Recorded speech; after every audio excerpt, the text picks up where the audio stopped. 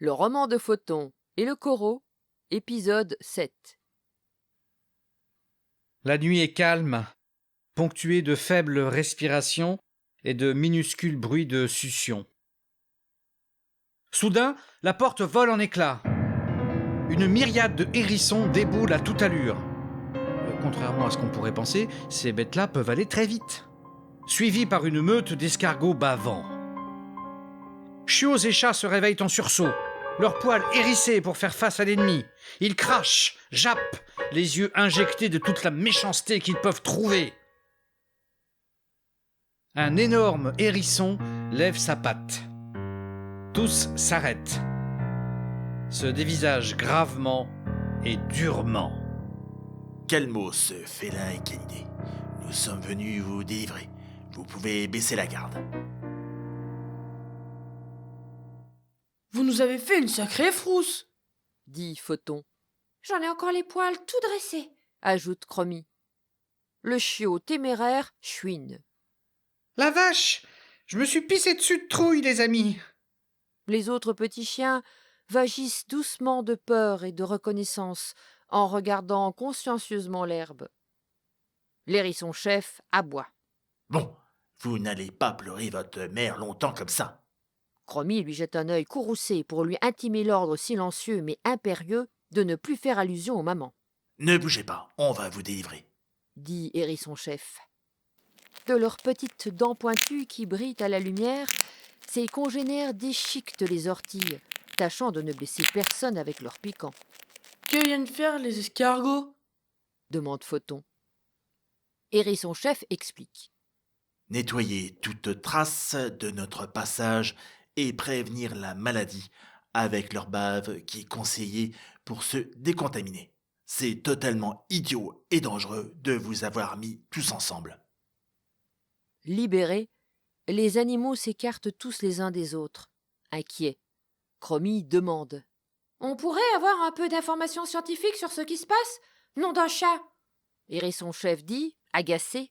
Petite et cervelée, on vous l'a déjà expliqué. À vous aussi, Photon, c'est ça? Quel nom ridicule. Bon, il y a un méchant virus qui traîne. Rien d'autre à faire que de se terrer chez soi. Se lécher les pattes toutes les heures. Bon, pour vous les chats, ça devrait le faire. Les chiots, va falloir leur apprendre. J'ai quelques hérissons immunisés qui vont pouvoir les éduquer. Photon, interloqué. Immunisés. Hérisson chef, fatigué. Ce serait trop long à vous expliquer. Ils ne peuvent plus tomber malades. C'est tout ce qu'il y a à savoir, enfin on espère. Personne n'avait prévu ce virus? Dit Chromie. Certains corbeaux l'avaient croissé, mais on ne les a pas vraiment écoutés. Il faut bien le dire. Bon, rentrez chez vous. Les chiots, suivez vos nouveaux amis. Je peux leur faire un bisou? S'inquiète Chromie. Bon, allez-y.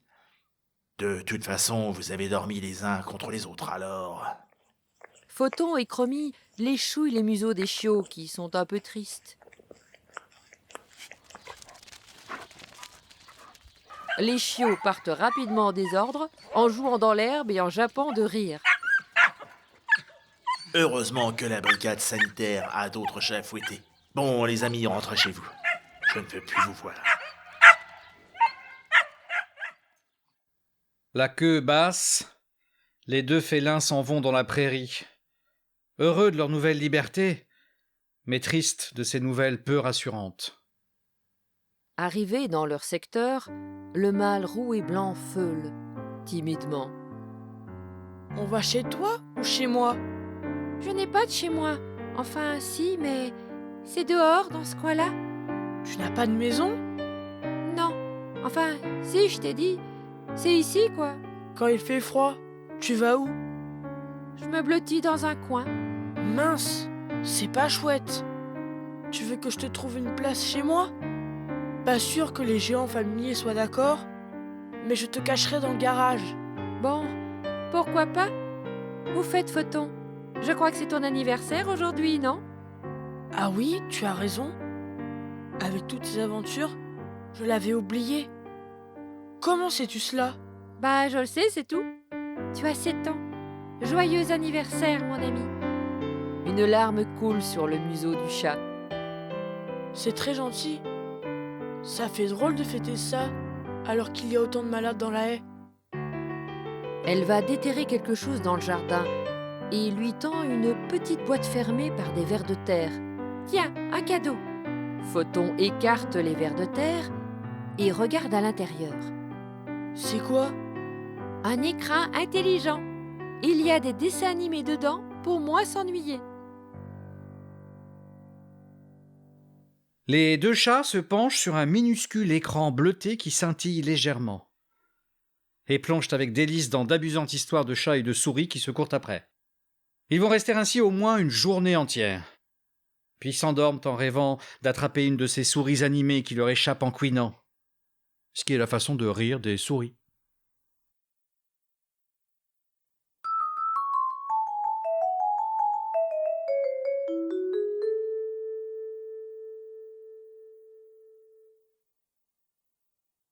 Le roman de Photon et le corot, épisode 8, et fin. Le réveil est brutal. Les géants familiers sont nerveux ce soir et font du bruit. Qu'est-ce que tu racontes là?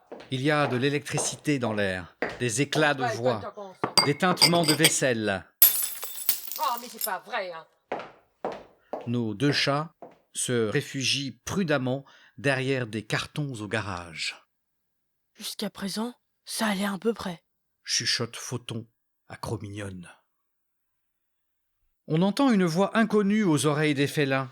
C'est pour cela que le confinement le plus strict Elle parle de choses étranges, jusqu'au lundi 11 mai. remercie des gens, Durant les monte et 4 descend dans les graves, semaines à venir, les règles parle prévues d'ouverture par le d'école, gouvernement devront répète être plusieurs fois le 11 mai. À partir du 11 mai, nous rouvrirons progressivement les crèches, les écoles, les collèges et les lycées. Le 11 mai, Photon regarde Cromignonne, interloqué. Ils n'y comprennent rien, si ce n'est que l'heure est grave.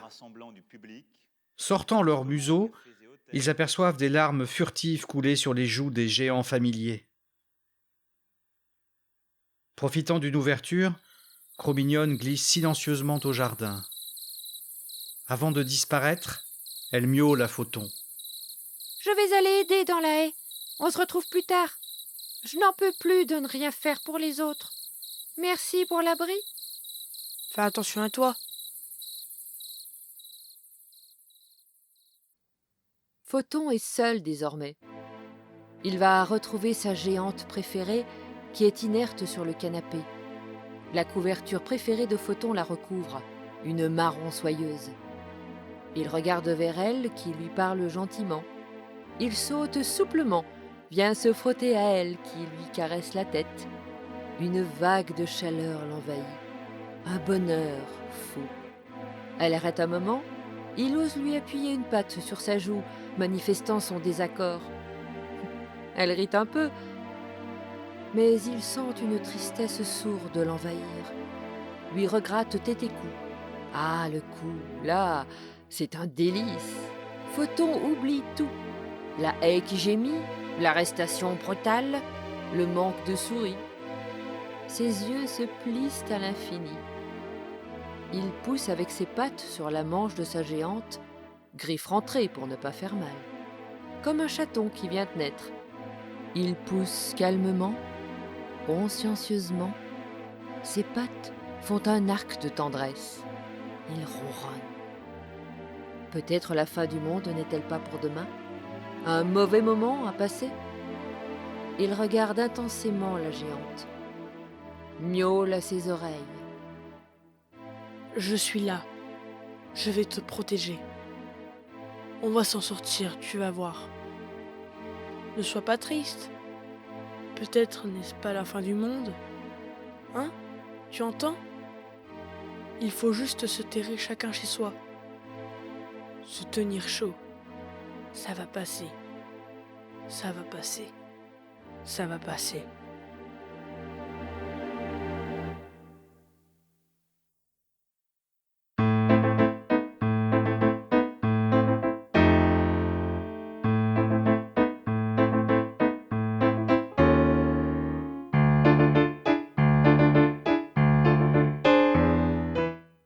pièces sonores de Vélan et compagnie et de la Compagnie de l'Escapade, avec le soutien de Culture du Cœur Valdoise.